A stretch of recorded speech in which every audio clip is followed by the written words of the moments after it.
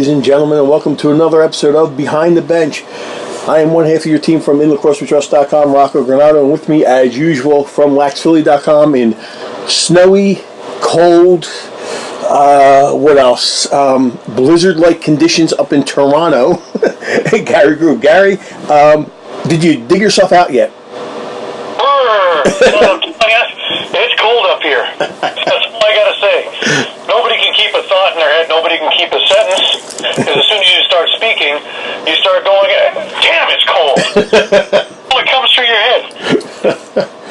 Yeah, it's the same. We don't have the foot and a half of snow that you have up there. We have 15 degrees outside, but the wind chill is well below zero. Oh, it's some cold out here, man. Yeah. The snow was a nice touch on Monday, which absolutely paralyzed the city. So, well, we're here, we're live, we're interactive. So let's talk lacrosse. Yeah. Let's get right down to it. Again, this time, we're going to jump right into the first game. Okay, you had the Wings and the Toronto Rock. The past few weeks, we've talked about how they started out slow. Okay, that this team could be 3-3, if not right now 4-2. Okay, if it wasn't for some of those slow starts. This week, they get off to a fast start. They get off to such a fast start, you didn't even think Toronto was in the building. Okay? Yeah, that's the truth. Yeah, and everybody's sitting there around me going, okay, where was this team the first 5 games? What happened? And just before you knew it, before you were 4 minutes into the game, the Wings were already up 4-0. And Gary, to be honest with you, the first thing that popped into my head was the people in Toronto are going, see, Nick Rose, I told you. That's the first thing that was popping into my head. Yeah. Okay, and I'm sitting there in my seat telling my wife, going, you know what? Rosie's going to come up with some big saves and keep this team in the game. No ifs, ands, or buts about it. He's going to do it. I said, and the one thing you can't do, you can't let Tom Schreiber heat up. And all went well for the time being. All went well. Toronto scored, and the Wings scored. You got 5-1 at the end of the first. And, Adam Jones had 3 goals on the night. But 2 of them, I watched him because I'm sitting right behind the net. I don't know what he does, but he shoots the ball from about 15 feet away. It goes off the goalie. It stops on the ground. Then it does a backspin. Yeah. And it seems like somebody's got a remote control there on the bench. And just makes the ball miss every possible stick and make its way over the line. I watched him do it twice. I just don't know what he's doing. The way he's turning his hands over or what have you. It's just like out of nowhere, this spin appears on the ball. Yeah, it's definitely an art form, isn't it? Yeah, and then the second and third quarters, they were kind of evenly matched. Each team outscoring the other 3-2. But then the fourth quarter comes around. And this was typical of the old Wings franchise. They always have that one bad quarter that does them in. And here's where Tom Schreiber heated up. At 45 seconds, he gets the goal. Then Hellier scores one, assisted by Schreiber. Then next goal by Schreiber. Then the next goal Hellier scores. Guess who assists? Schreiber. Right there, those 4 out of those 5 goals, Tom Schreiber had his hand in on it. Okay? And he had 6 points on the night. So 4 of them came during that 5-goal run. Similar to what Crowley did in the beginning of the game. 5 of his 10 points came all within that first quarter. He was a factor in those 5 goals. But like I said, don't let Tom Schreiber heat up. If you do, you're going to lose. He heated up. Nick Rose heated up. And what happened?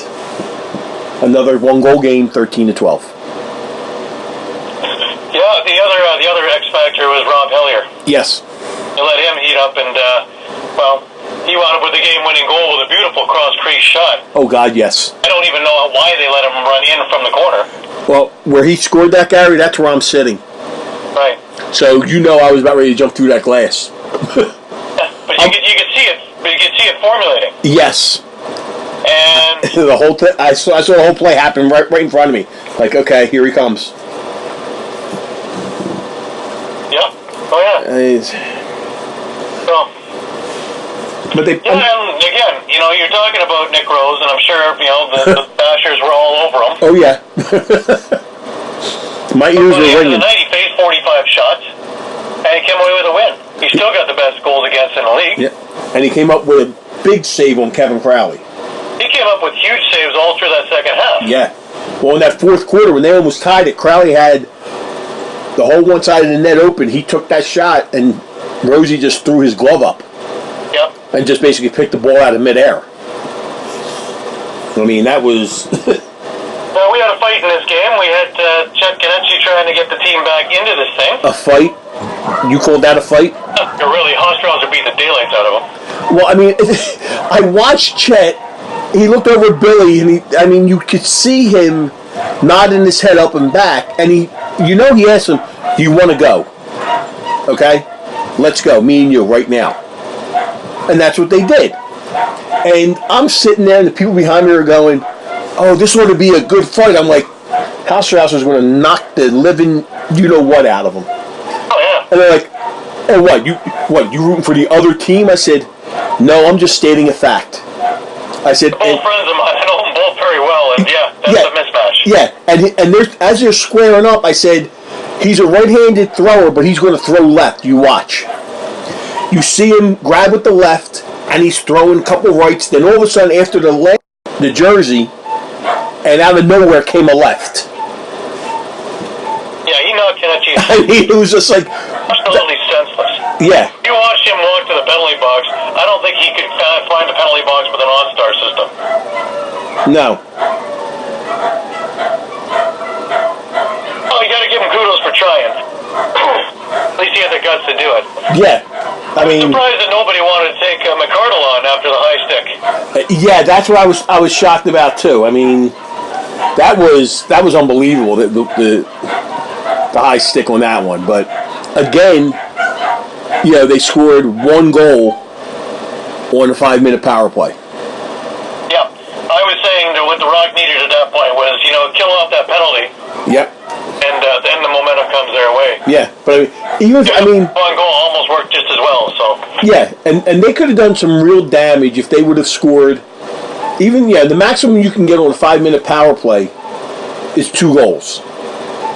Okay, but with a player like McCardle off the floor, you could still do a little more damage at that point. I mean, and they just couldn't do it. But I mean, partway through the game, Baptiste went out with an ankle injury because he only went 17 for 28 on the faceoffs. Altogether as a team, they were 18 for 29.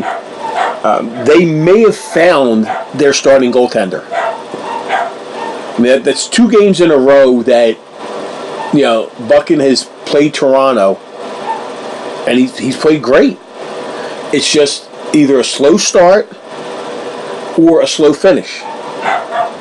Has done him in. And, all through social media, you're hearing, they ought to fire Paul Day, or they ordered this. People don't realize this is an expansion team. Okay? You have some guys that have played together. Some guys have not. Yeah, it's kind of, everybody's getting to learn from each other right now. Okay? But, somebody put out there from one of the lacrosse flags out there that said, this is the best 0-6 team since Calgary. You remember that season this Calgary started out 0-6? Yep. Yeah, they were just losing games by a goal here, goal there. So, anything, can happen. Do I think they're going to make the playoffs? No. And I said that from the very beginning of the year.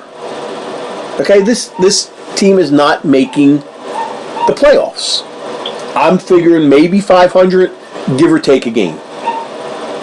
Okay, and that's still very possible. I mean, you look at some of the scores of these games, and like I said, they could be 3-3 or 4-2.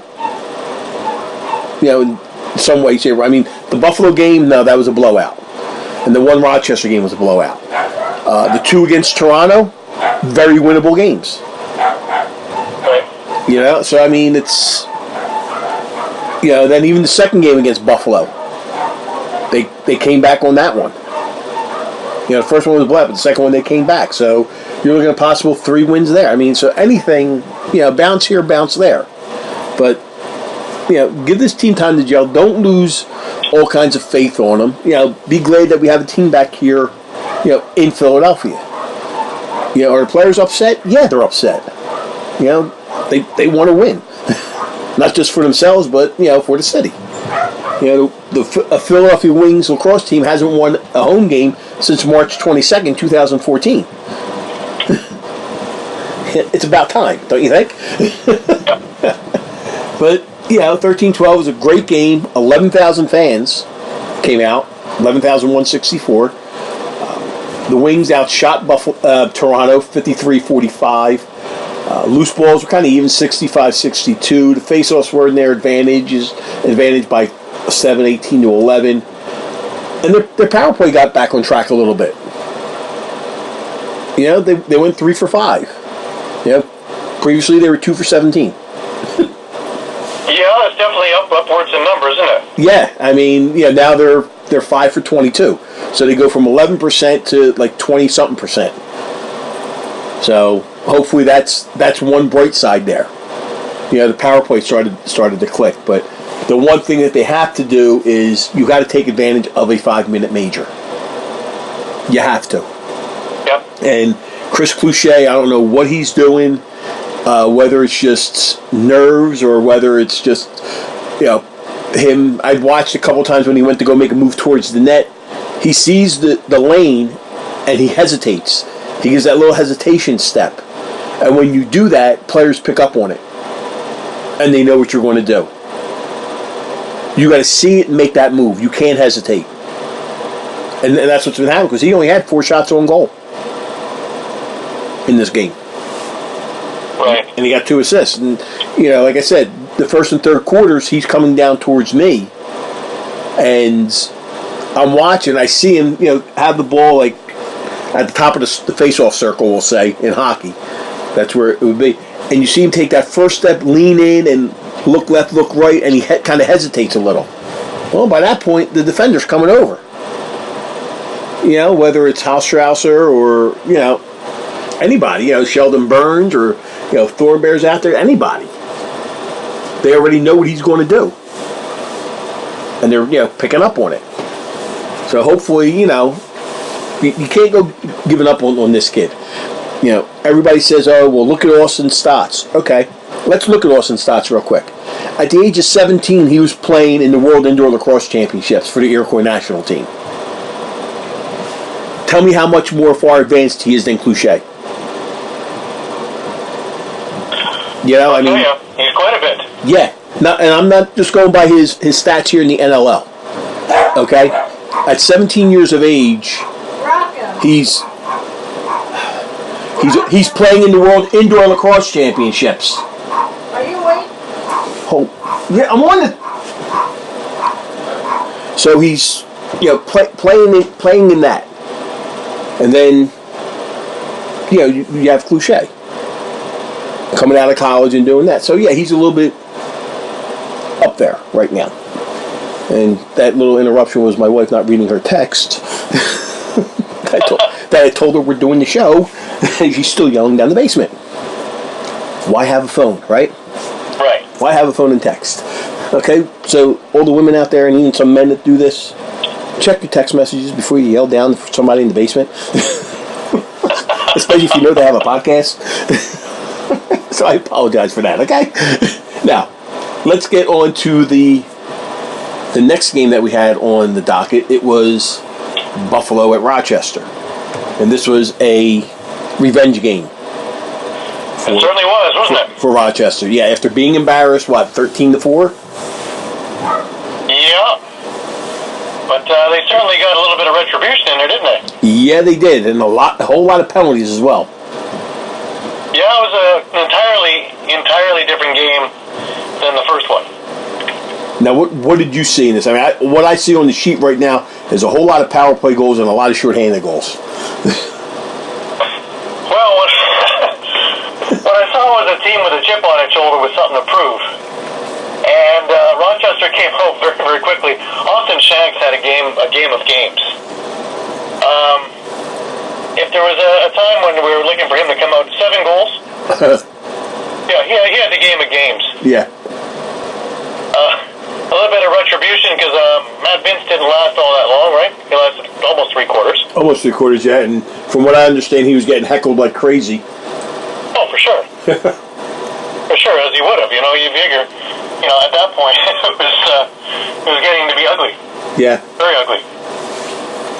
But what I saw was a team that actually put it all together. We wondered about it, and even the Rochester fans have wondered about it. How this team is going to, go forward in this, what you would call a lame duck season. But this is the first game this year that I've seen them put everything together. But also, think about it, they did give up 13 goals. Yeah. Like, granted, the last 3 were in garbage time. But 13 goals. If you're going to give the shellacking, it's kind of like what Buffalo did. Only give up 3 or 4. Really make that statement. Yeah. So I'm still thinking there's a wee bit of problem with the defense. But there's no problems right now with the offense. But is Austin Shanks going to do this every game? No. No, he's not. Cody Jamieson was a goal, 5 assists. That's a normal game for Cody. So there's nothing really spectacular about that. Terrace, 3 goals, 4 assists. Again, that's a normal game. These guys are coming back to playing the way they're supposed to be playing. Right, but you need to have Cody get a little more than just 1 goal. Yeah, because I say, you get a game where Austin Shanks doesn't get 7. Well, take 7 off a year and you lose. Right. So, I don't know. Yeah, because Kyle Jackson only scored. I think Buffalo got so sidetracked with all the penalties that were going on, all the roughings, all the fightings, all the other crap that was going on, that it took them completely off their game. And when they're starting to, one thing started going a little bit sideways, because for the first while, it was a back-and-forth game, wasn't it? Yeah. We were talking about, 5-5, 6-6, 7-6, and then slowly Rochester pulled away, 8-6, 9-6, 10-6. Yeah, before you know it was 17-9. Right. It just snowballed from that point. Right. But to that point, you're talking about midway through the second, and there was still, a very close game. And around that time is when all the shenanigans was happening. Well, one turned into the other. Yeah. But can Rochester do this again? Let's see. Yeah, they could. Maybe next week, right? This week, right? Get them tomorrow night. Yeah. So it should be kind of interesting, and I'm going to get to that when we talk about that game, because there's something that's still in the back of my mind that happened from the first game. Well, the Cody Jamieson thing, of course. Right. I'm just curious which Rochester team shows up and which Philadelphia team will show up, because they're both Jekyll and Hyde stories. Yeah. If either team could put together 60 minutes, they'd be a viable team. Rochester put together almost 60 minutes in this game and was a viable team. I say almost 60 minutes because there was a point there where, no, it wasn't. Buffalo was still moving the way they were normally moving. But Buffalo is not known for their defense. No. They've been known for Matt Vince being hot. And when Matt Vince isn't hot, well, we had the Rock beat him 17-12. We've had Rochester beat him 18-13. Well, that pretty much sums that up now, doesn't it? Yeah. As soon as Vince isn't lights out, you're going to see scores damn near 20 goals. Yeah. And the scary part is he gets taken out, and the backup gets saddled with the loss. Yeah, it's funny how that works, eh? Yeah. Well, I guess the score. Yeah, the score got tied, and and everything else. So, because when he got taken out, it was at 43-25. So at 13, at 12 goals he got taken out, I guess, and at 13, whatever. Yeah, he was down. Yeah, it was 13-8. He was losing. So what happened was the team ended up scoring 13 goals. So that took him off the hook. Yeah.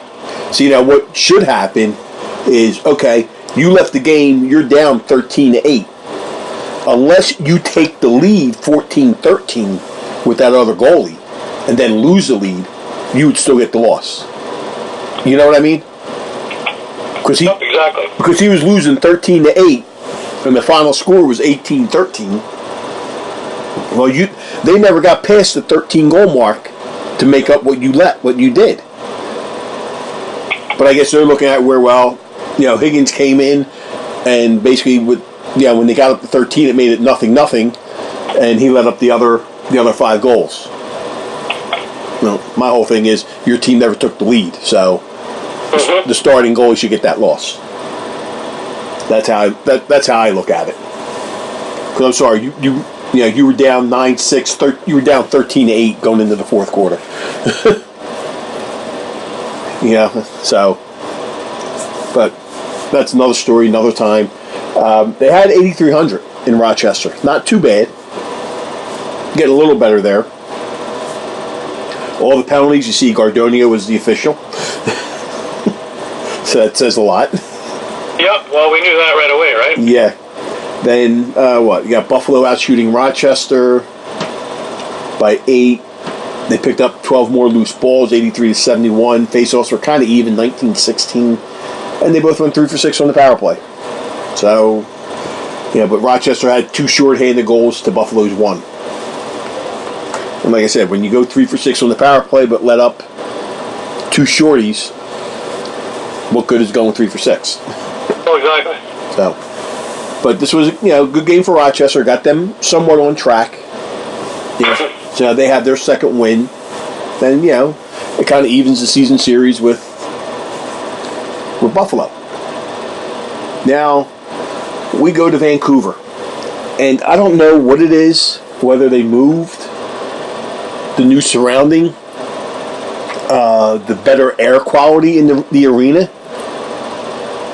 But as they like to say, Mama, this is not your normal Vancouver team. Well, yeah, it's a team that actually doesn't give up. Yeah. That's the biggest thing. It doesn't matter if they're behind. It doesn't matter if they're, if they're facing adversity. They don't give up. And we've talked about their defense, and the defense kind of let them down in the first half. But in the second half, they were lights out. They only gave up 3 goals. And they gave the Warriors a chance to get back into this game to push it to overtime. And, well, lo and behold, Logan Schuss, 4 goals. Yeah. Where was he at, Had to step up, and he did. Mitch Jones with a goal, 4 assists. They look like they worked hand in hand, didn't they? Yeah. Mr. Malcolm, he got 2 goals.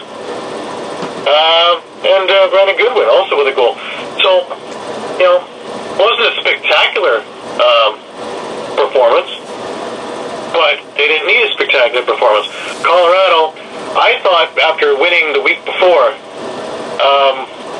could maybe grip the stick a little less tightly and some things would start working for them. But as it turned out, it looks like they beat a tired Calgary team who had played the night before, and Colorado's still a mess. Yeah.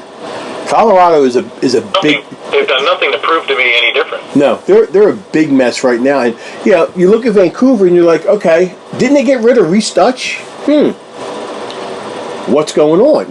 They're playing a little bit better without Reese Dutch. I want to know what Colorado is doing with Joey Capito. Like, he's obviously got the stop sign on his new coaching staff. Yeah. He's pulling up and waiting for the offense to come on. Yeah. That's not his strength. No, the only time... Is that blinding speed and transition and goals. Yeah, the only time he runs completely down the floor is if he has a breakaway. Yep. Yeah, that's it. He's pulling off. Yeah, and that's what? How many shots on goal did he have? 2, I think. 2 shots on goal? I think. No, wait a minute. I don't think any. He had any. Right. He had 2 penalty minutes. That's it. Yeah. 7 loose balls. That's it. That's it. No goals, no assists, no nothing. No. So you've handcuffed probably your most potent weapon. And for what? Why? Yep. Because your offense is so strong you don't need them? Yeah, it doesn't make any sense at all to me. I know that. Wardell got 3 goals. You got Panesh finally on the score sheet because I haven't seen much of that this year. No. and Eli McLaughlin with a couple of goals. But other than that, really, Kyle Killen, welcome for the goal. Yeah. Well, my thing is... Where's the rest? Where's Noble? Not around. 3 assists. Where's Lee? 1 goal. These are the guys that need to score. Okay, well, my question is, where's Stephen Keogh? Yeah, he was even scratched. So, what's going on? Yeah, no, he was scratched. That's what I'm saying. He's scratched. What's going on? Yeah, so what is the injury? I'm tired of hearing lower body injury, upper body injury. What's the injury? Yeah. Or did he have a personal problem, personal matters he had to take care of or whatever?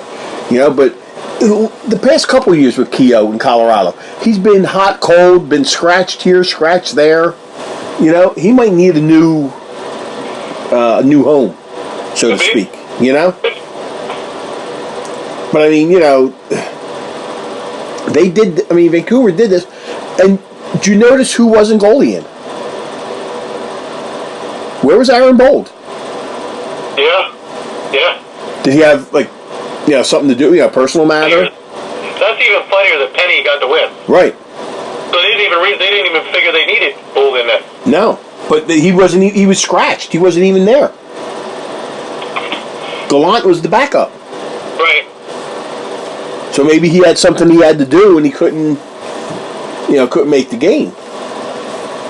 But they did. And didn't really matter, did it? No, face-off wise, forget it. I mean, they went 10 for 25. They outshot Colorado.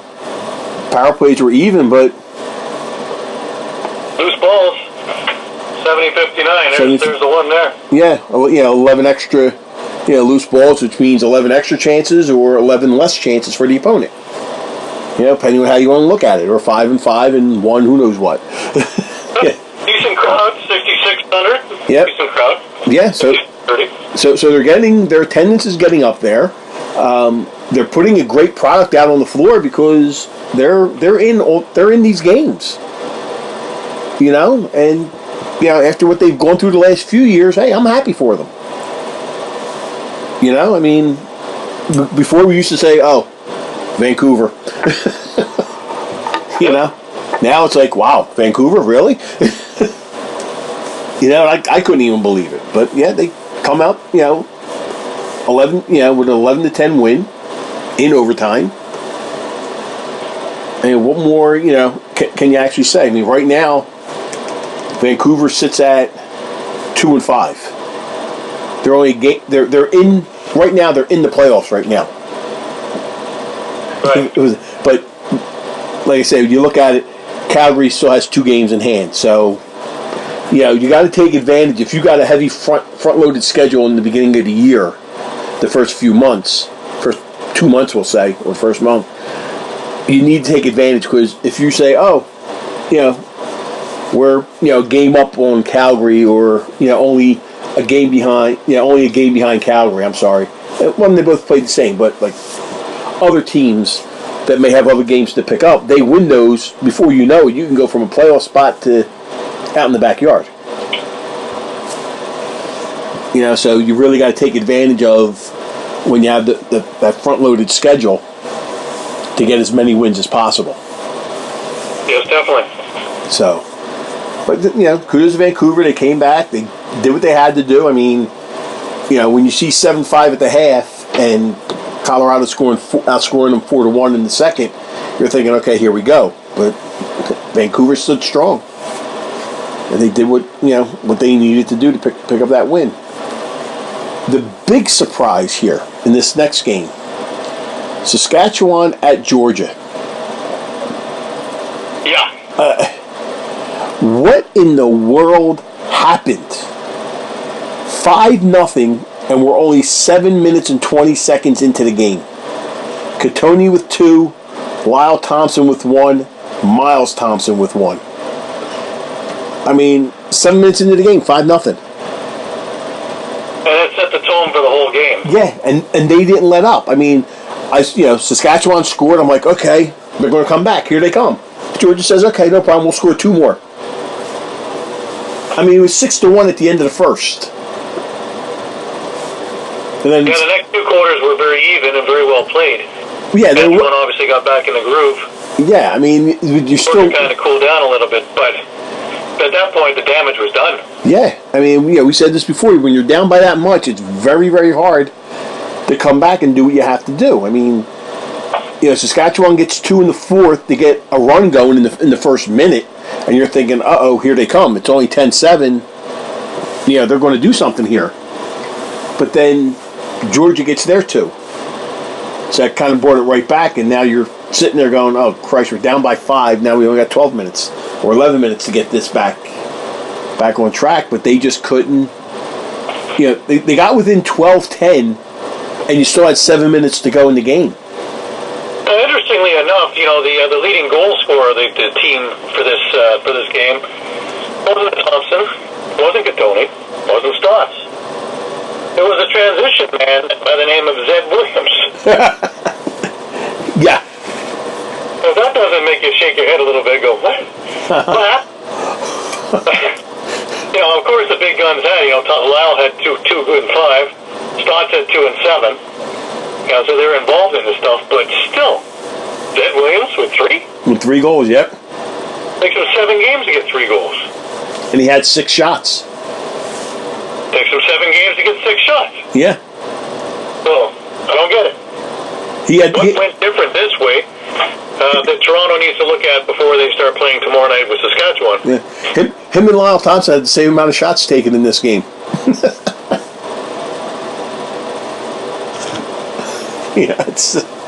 I don't know. I don't know where he came from, but man.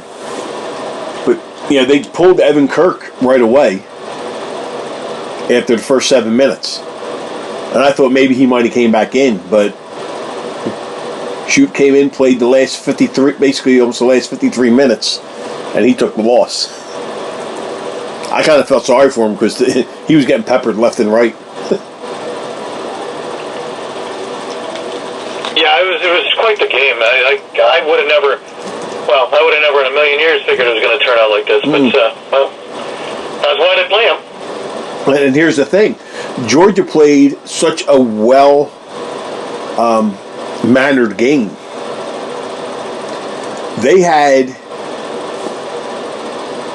They went 1 for 3 on the power play. Saskatchewan never had a power play. They had 1 penalty, Georgia, and that was a dead ball call where he went off with Bilic, but Bilic got a double minor. He got a dead ball and a roughing call. So, Saskatchewan never had a power play. When was the last time you seen that? Well, that's the key, really, because Saskatchewan has got such a deadly power play. If you can keep them away, you keep the special teams off the floor, then you're laughing. 37-75, huh? I know it sounds like a price from Kmart, but that apparently was the attendance over in Georgia. Yeah. Count the employees. I believe that is the thing on the sign that says the total population of the town. Yeah. I mean, if you count employees, their families, maybe somebody passing by, standing on the side of the road, and maybe a bug or 2 that's crawling on the floor. I don't know. I don't know where they're getting these numbers from, and I can't see it being comps. No. So. We're thinking of going down to Georgia for when the Wings play the Swarm in April. And I almost just want to go there just to see. You'll double the attendance right away. Yeah, I actually want to see sit there, and I want to take a panoramic view, a video, the whole thing, and say what they announced the attendance as. Evan Schemenauer did that a couple of years ago. He came up with a number about 800 or 900. So. Yeah, maybe it's how they're selling the tickets, or they're giving tickets to groups, and the groups aren't coming. I don't know. I don't see it. No. I really don't. 37-75, no way. No way. Yeah, not a chance. No. And it's a shame, too, because they're a good team. They're a good team. So, Georgia comes out with a big win, a win that they needed. They couldn't go and lose 3 in a row. and we all thought they would with this Saskatchewan team, but they didn't. I mean, they held. Where are we at? Robert Church with just a goal. Ben McIntosh, not a single goal, just 1 assist. Mark Matthews had his 3 goals. So, Ryan Keenan, no goals, 4 assists. He's had a slow year this year. Yeah, but you're keeping the other big guns off the board when you look at Church and McIntosh. McIntosh, you limited him to 1 assist. Oh, we had a Jeff Schaller sighting today, or this week. Yeah. 2 goals, 5 assists. 2 and 5, yeah. But yeah, other than that, you had nothing. I mean, interestingly enough, shoot. He, of course, he took the loss. Right. Again, same idea. But he played with Georgia. He was a backup. Yeah. So these boys knew how to shoot on him. Yeah. So. Yeah. I mean, you went through Georgia. You went through Zed Williams with a hat trick, and Randy Stotts with his 2 and 7, and it was just an all-out effort by Georgia, and they knew what they needed to do to go ahead and win this game. Now, the last game, another one to shake my head at. I just had it up, and I hit the wrong X to take it out. Here we go. It was Buffalo at New England. And New England, although they were rested and waiting, never seemed to show up to the arena. I think they were still resting. I mean, I thought this game would be a lot better than what it was. I thought New England was going to take Buffalo to task, especially after the night they had the night before. Yeah. And with all the weather and everything else, the same thing that happened to Georgia the week earlier. Well, I would be wrong. Because it certainly looked like Buffalo was fresh as a daisy. I think, if anything, they got to stir their motivation up getting walloped in Rochester. And they took it out on the poor little Black Wolves, who got no production from anybody, and they give him point. Really. Kevin Crawford was the only one. He had a hat trick. That's it. Kevin Crawford didn't come. New England might as well have just kind of, stayed in the casino. Yeah. Keeley got a goal. Hawkinson got a goal. And that's it. Yep. That's the entire 60 minutes in a nutshell. It took me, 5 seconds? Yeah, right. I mean, they just... Now, for the other way, Buffalo, Dane Smith, he exploded. He had 2 goals, 9 assists. Corey Small, there's 4 goals, 3 assists for him. Sean Evans, no goals, but 6 assists. Yep. The guys who were doing what they're supposed to be doing were doing what they were supposed to be doing. Yep. At Vince, 44 shots on goal, 39 saves. It only took him, 12 hours to turn it around and shake that last one off? Not even 12 hours. So there you go. Yeah, I mean, that was just embarrassing. I mean, I'm like, okay, I didn't watch the Pro Bowl, the NFL Pro Bowl. I'm watching this. Well, the Pro Bowl sucked, from what I understood, and so did this game if you were a New England fan. Well, the Pro Bowl sucked enough that I was in a bar and I actually was able to put this game on. And, this sucked too. Yeah. I mean... So we have to thank God that the WWE was there.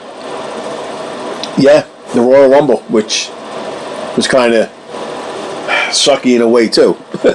Oh, there you go. So it was, I guess you could say it was a total suckfest then, with nobody being happy. I'll leave it at that. Right. But yeah, I mean, Buffalo wins 15-5. They're back on track. Last 3 games between Rochester and New England, 13-4, an 18-13 loss, and then you come around and you get a 15-5 win. I mean, that's unreal. And they had just over 5,000 people in New England in the casino for that game. But Buffalo goes 4 for 7 on the power play. That'll get you every time. But it was just more than that. They outscored them 10-2 in the middle 2 frames, and you're not going to, win there, with that happening. So with that game, your standings look this way. In the West, the San Diego Seals, who had a bye last week, sit at 4-2. Saskatchewan at 3-2. They're half a game out. Calgary's at 3-4. They're a game and a half. Vancouver 2-5, 2.5 out, and Colorado is 1-4, also 2.5 games out.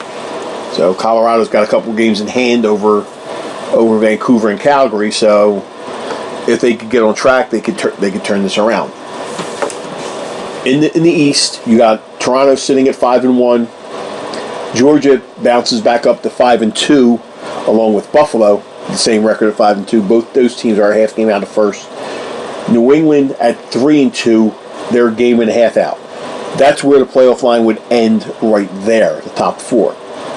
In fifth place, you got Rochester 2-3, 2.5 out, and then Philadelphia sitting at 0-6, the only team that's left in the league right now without a victory, sitting 5 games out. And it's not because they're not playing hard and not leaving it on the floor, that's for sure. It's either a slow start or a slow finish, and hopefully they can shake them both off and get it back on track this weekend. Now, this weekend's games. Some very interesting ones. Okay? To start off, you have, three games on Friday night. Yep. That is unbelievable. That I haven't seen in a long time. 3-3. Yes.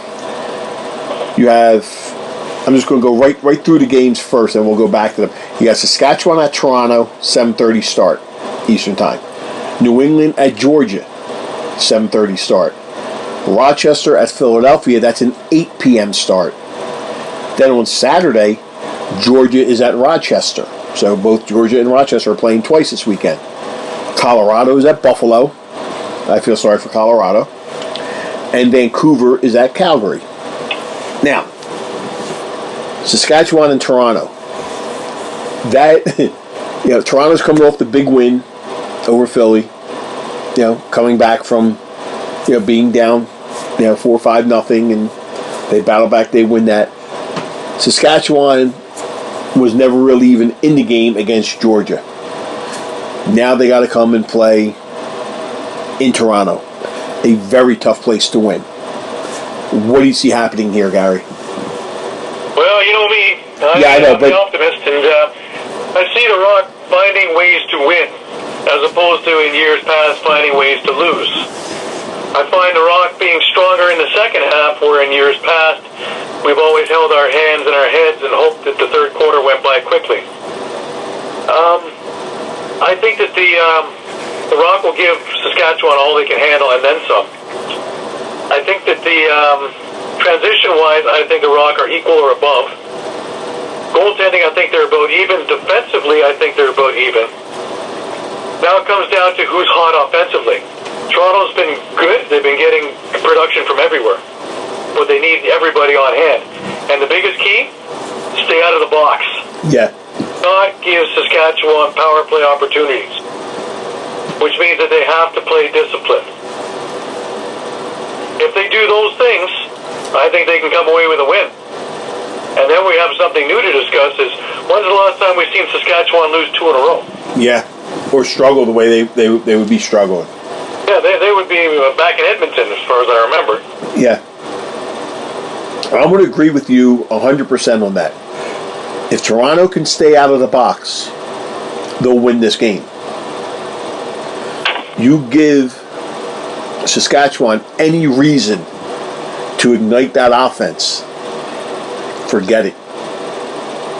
Forget it. I mean, if they start feeling it, or even if you give them, let's just say you give them a couple power play attempts, which would probably happen, during the game. But if they click on them real quick, that's trouble.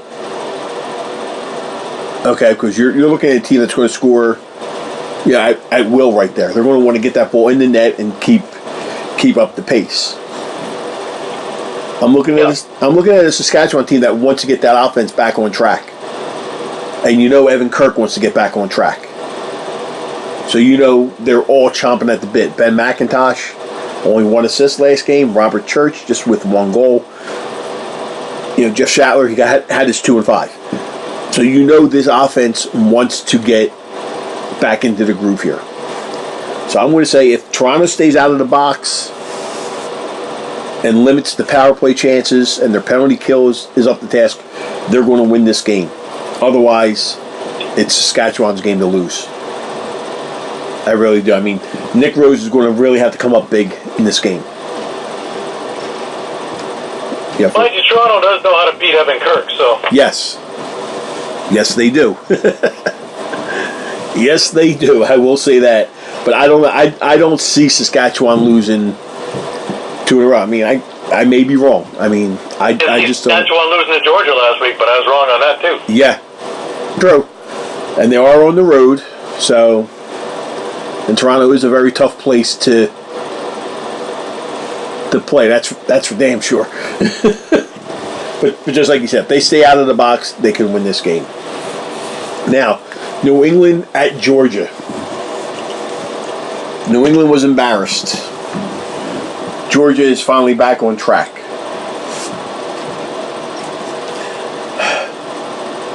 I think Georgia is going to stay on track. And I think they're going to...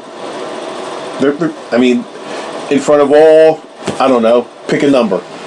3,235 people this time? I don't know. 474 more, 3,311 less. Yeah. 1,116, 4,296. Who knows? It's family night. Bring your kids to work day. Bring your pets to the game. It's whatever you want to call it. That's what you have. Try to get as many people as possible. But I think Georgia is going to win this game. They want to get back on track the way the Georgia Swarm play lacrosse. Well, I certainly figured out that I cannot figure out New England. No, you can't. I can't figure them out whatsoever. You know, I figure that they can win, they lose. I figure they're going to lose, they win. So let's give them some good luck, and I'm going to pick on Georgia. I'm going to say Georgia wins this game. Georgia wins this as well, yeah. I mean, I just see them winning, being at home. Too many scoring threats there, and I just think that they're going to make whomever's in there, whether it's Jameson or Bouquet, I think they're going to make them look tired. Tired, yeah. Now, the next game, which is going to be very interesting, Rochester at Philadelphia. We remember from the last game, and yes, I remember this, back on December 29th, game was well in hand, and Cody Jamieson decided to take a 2-hop step and fire the ball into an empty net with Chet Konechny standing there. Now, if you jump in the net, you're doing it at your own risk. We agree on that, correct? Gary? Yes. Okay. Yes. He's a defender. Really, no, you don't have the goalie pads, but he's, you take what happens. But with a player like Cody Jamieson, okay, when you watch the play and you see that he had plenty of time prior to shoot the ball into the empty net, wait till that second, and then take a 2-hopper and fire it when he could have easily went behind the back or just done a couple little, fakes and put it in, and he fired it like that. That kind of tweaked me a bit, I'll say. Okay, it was very unsportsmanlike, I feel. Even though, like I said, if you jump in between the pipes, you get what's coming at you. But with the game already in hand and you do this, I don't think there's any reason for it. So I'm looking, as a fan, for some retribution there. Whether it's somebody just lining him up and, giving that little extra hit, something. Yeah, I can see that. I can see that. And I could put a whole lot of chain reactions in there. Yeah. It's a very interesting game. It would definitely bring. I'm curious, though, because I haven't seen Philadelphia have the cojones on things where they should have cojones. Right. Which is that wasn't the team that I thought that Mr. Day drafted. I thought he was drafting a blue-collar team that was going to grind it out and shake it out, and I haven't seen that. Well, considering that Chet Konechny was in the lineup last weekend, no doubt he's going to be in the lineup again this weekend. So who knows, when he's out there on defense... Well, we never saw him again after the fight, right? No, I didn't even take note. He was not back on the floor. In fact, the game in Toronto, he only made it through the first quarter also. He has a tendency to get hurt. Yeah. After that fight, he looked like he was lost. Like I said, he couldn't find his way without non-star system to the penalty box. Yeah. I'm curious, though. We haven't seen anything on the wire. Is there concussion protocol? Well, I'll find out tonight when I go to the practice. Right. Because I have practice tonight at 9 o'clock. And at 8:30, I got a little one-on-one with Matt Rambo. Cool. So that should be pretty good. Yeah, find that out because I'm curious about that. Yeah, well, I'll see if he's out there on the floor. You know, he might be out there, see what happens. But this game, it like you said before, it depends on what team shows up on both sides. You know, the game that Rochester just played, is that putting them back on track to where they're going to win? Is the Philly team that showed up for the first 3 quarters, are they going to show up for all 4 in this game?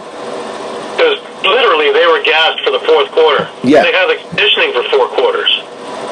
That's what we have to start looking at, because most of these games that they're losing by a goal is winnable. Right. But mental mistakes from being tired, and then the last game was just plain physically tired. So, do they have 4 quarters in them? Yeah. Or is your game plan to run them around for 4 quarters and watch them drop? So, I'm curious. Like I said, I'm also curious for the Rochester thing. Have they righted the ship? Because they look pretty lost the last few weeks previous. Yeah. Now, is this the Rochester team that I'm expecting to see? I don't know. Is it the one I saw in the first week where we all thought, hey, they found their starting goalie, Goodleaf really is the one? Yeah. So, let's see. Yeah, we're going to have to see what comes out. And plus, they also have a game the following night against Georgia. So maybe Philadelphia catches them looking ahead. Possible. Very possible. I'm not saying that they will, but you never know. You know, they could catch him napping a little bit. And, No, but if Batista's in the lineup, then you're going to give all the face-offs over to Rochester also, because Withers will be. Even though he took stitches above his eye, he'll be in the lineup. Right. And that was pretty nasty, too. Yeah. Yeah, so we get to see a good face-off battle, and we'll have to see what happens. But I think, like I said last week, I think Philadelphia can put it together for 4 quarters this week, and I think they can pull off a win, because I think they're going to catch Rochester possibly looking a little bit ahead to the following night. Well, me personally, I'm going to go with Rochester. I'm at the show me problem. Right. Philadelphia's come close, but always a bridesmaid, never the bride. And until they can actually give me 4 quarters to see, I'm going to go with Rochester on this one. All right. Now, following night, you got Georgia at Rochester. Georgia coming off a game against New England, and Rochester coming off the game against Philly. Rochester. Considering half of Georgia's team is from around here, they will have driven in to Georgia. They will have driven into Rochester pretty much when Philadelphia and Rochester are playing. And they will relax, and they will have a practice, and they will do their thing. Well, the games are only half hour apart. Saturday morning before game time. Yeah. Well, Rochester is going to try and go across, the East Coast to go back home. So I'm right away. I give the advantage to Georgia. Then I look at the offense and I give the advantage to Georgia. Then I look at the goaltending and I give the advantage to Georgia. The only thing I give the advantage to Rochester on is face-offs. So if they can do something with possessions, then they stand a chance. Generally speaking, everything looks towards Georgia. Yeah. Even though they're coming from Atlanta, I still don't think that's going to be a very difficult thing there. No. I mean, Rochester only has like a 1-hour flight. So Georgia, I think there's a 2-hour flight from Atlanta. Yeah, 2.5. They'll fly into Buffalo and that'll be it, Yeah. It's a 2-hour flight minimum. It's 2 hours to here. So. Yeah. Yeah, see what happens there. But yeah, Georgia will win this game I don't think without any problem whatsoever. Colorado and Buffalo. I don't see Colorado standing a chance here, and I hate saying that. That means I'm rooting for Buffalo. I won't say rooting. I'm picking Buffalo. I'm not rooting for Buffalo, but my common sense says that Buffalo is going to win this game. Yeah, I think it's going to be an embarrassing one at that. It's another one of, Colorado's got to show me something. It's just like Philadelphia has to show me something to have me start thinking that they're going to win. Yeah. Colorado really has to show me something, because I was fortunate or unfortunate enough to watch them in preseason too, and saw a whole lot of nothing going on. And you would think that maybe that's just preseason, but all the regulars were in, and they carried that effort right on through so far. So, in Buffalo, in Bandit Land, no, I don't see that being a very good event. No, I don't either, and it's going to be bad for Colorado. It really is. Now, the last game we have, and both those games on Saturday right now are at 7:30. And the last game we have on Saturday and for the week is Vancouver at Calgary. Another. This one's interesting. Yeah. This one you got a strong offense against a strong defense. Now, I'm curious. Now, in a close game like this, I usually lean towards the home team. In which case, I'm leaning towards Calgary. I just think that they have that much more, and the Del Bianco factor, I think, will come and play. I just think that Calgary can get enough offense generated against Vancouver, whereas I don't think Vancouver can generate enough offense to beat Del Bianco. Yeah, this is the third. Although I don't think it's going to be a blowout game, I don't think it's going to be an absolute rip-roaring, the best game of the year, but I think Calgary comes away with a win in this game. Well, here's the thing. This is the last time these two teams are playing each other this season. Okay? This is the third game. Okay, so the winner of this wins the season series. They played each other on the December 15th, and Vancouver won in Calgary 14-13. Then on the 21st, Calgary returned the favor, and they beat Vancouver in Vancouver 14-8. So each team has lost at home.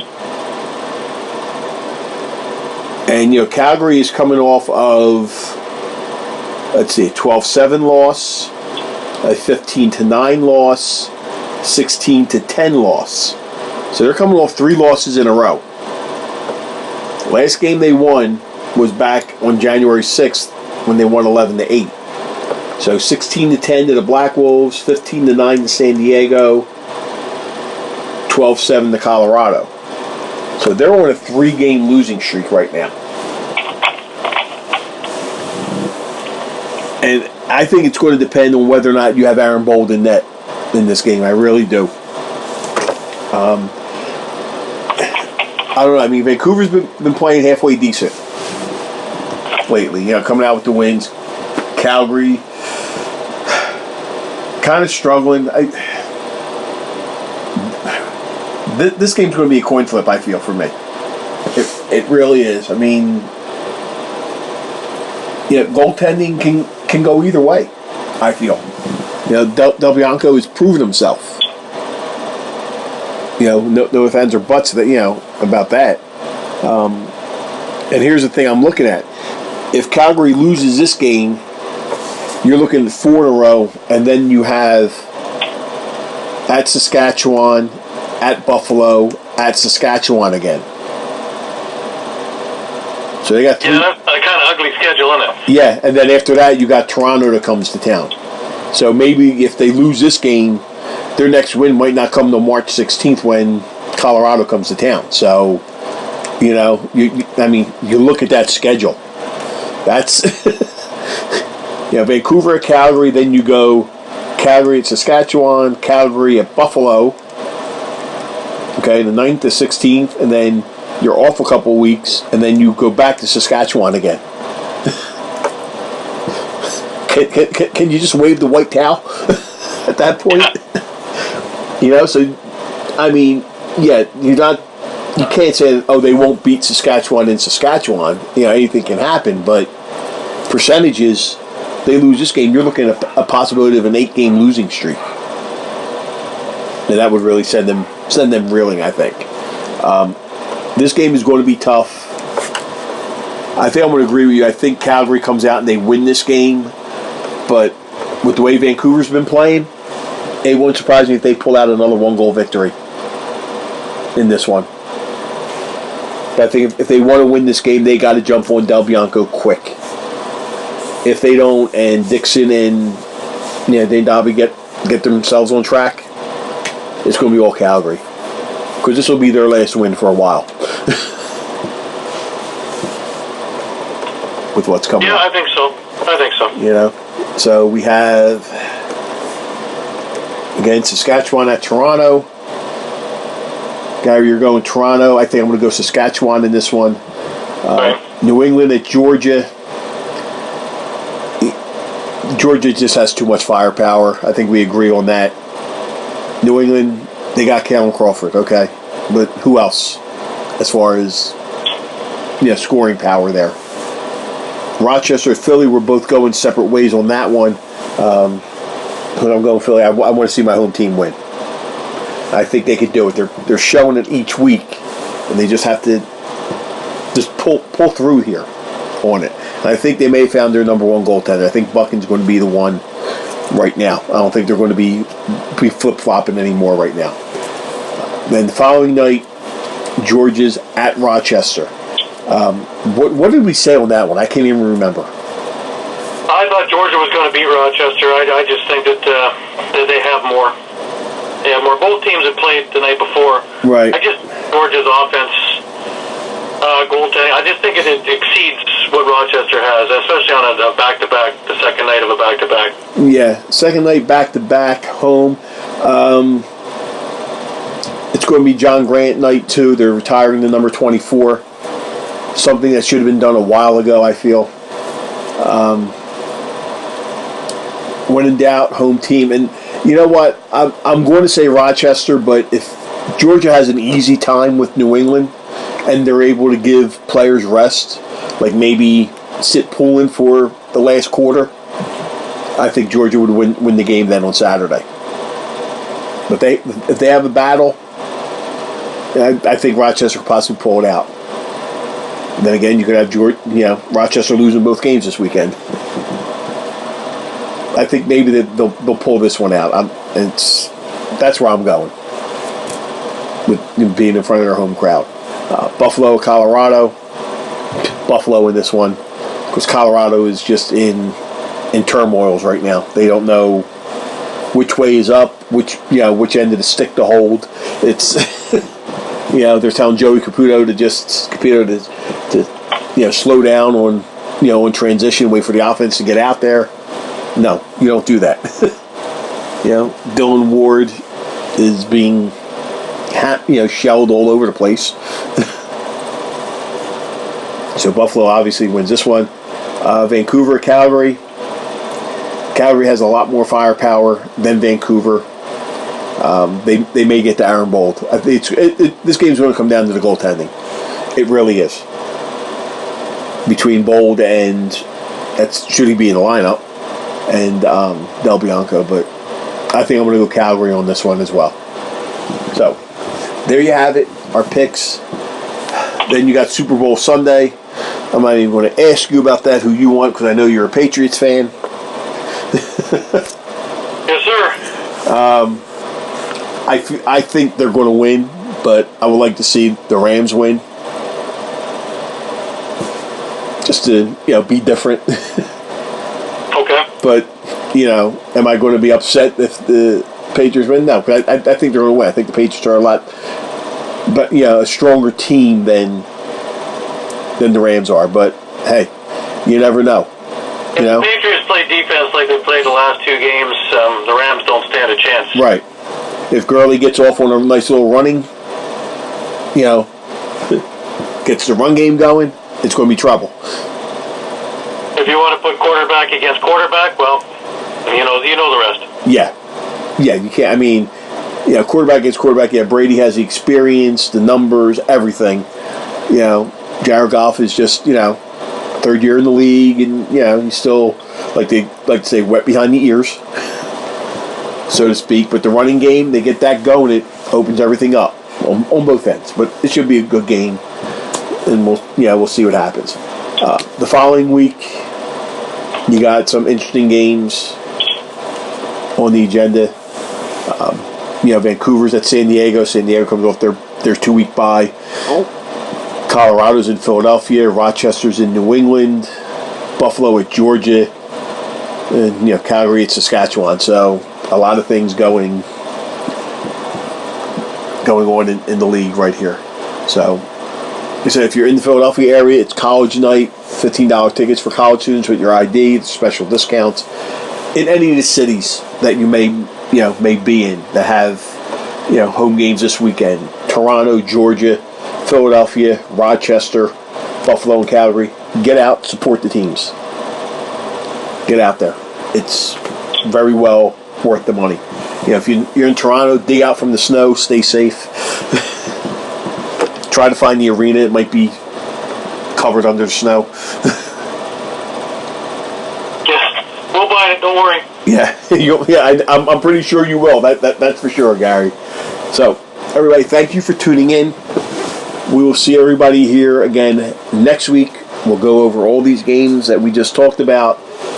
See what has happened. Will Philadelphia finally get that first win? Will Georgia win both games this weekend? Will Rochester split? Will Rochester lose both this weekend? Anything can happen. We saw what happened with Georgia a couple weeks ago when they lost both. So just hold on to your seat, watch the game. If you're in snow areas, be safe out there. If there's no reason for you to be outside, don't go outside. It's not worth it. Cold weather areas, keep your pets indoors. Okay, we had an incident here in Philly where somebody left their dog outside all night in the cold. The dog's safe, though. The dog is now safe in a warm house. So, for Gary Group at Lax Philly, I'm Rocco Granado from MillerCrossFitTrust.com.